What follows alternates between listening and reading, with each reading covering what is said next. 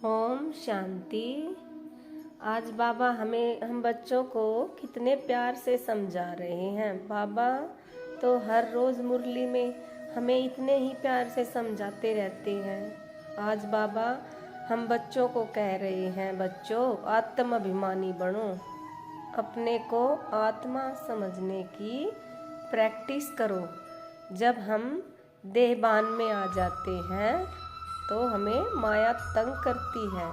अपने को अशरीरी आत्मा समझकर सब कुछ तन मन धन सब बाप को अर्पण कर ट्रस्टी होकर और आत्म अभिमान में अगर हम रहेंगे तो हम माया के थप्पड़ों से बच जाएंगे। माया तो तंग करती है।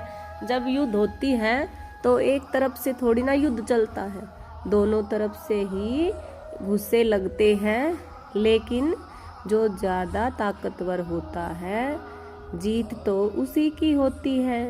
इसी तरह माया तो हमें परेशान करेगी, लेकिन हमें अगर हम अपने को आत्मा समझेंगे और अपना बुद्धि योग सिर्फ एक बाप की तरफ लगाएंगे तो माया के गुस्सों से हमें बच जाएंगे।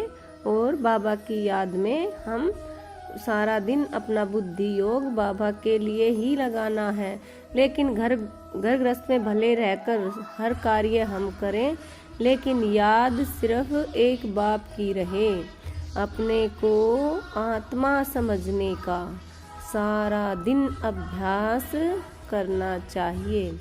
हम जब अपने को शरीर समझते हैं तो मैं और मेरेपन का हमें परेशान होते हैं, मैं और मेरेपन में आ जाते हैं।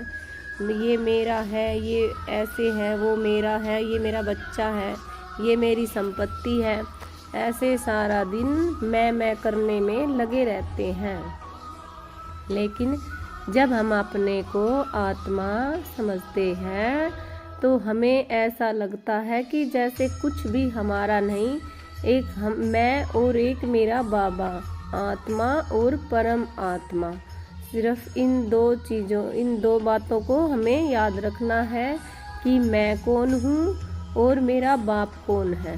हम इस दुनिया में अब बगैर शरीर के आए थे, शरीर तो हमने यहीं लिया है।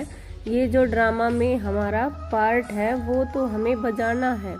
लेकिन जब हमें बाबा का ज्ञान मिला है, पूरी अपने सृष्टि रंगमंच के पार्ट की जब हमें पहचान मिली है, तो हमें अपने को आत्माभिमानी बनाकर एक बाप को दिल से याद करना है। सदा बाप के प्यार में मगन रहना है और कोई याद हमारे अंदर रहनी नहीं चाहिए। हमें तो सिर्फ एक बाप की ही याद में लगन में मगन ऐसे अवस्था में हमें सदा रहना है। ओम शांति।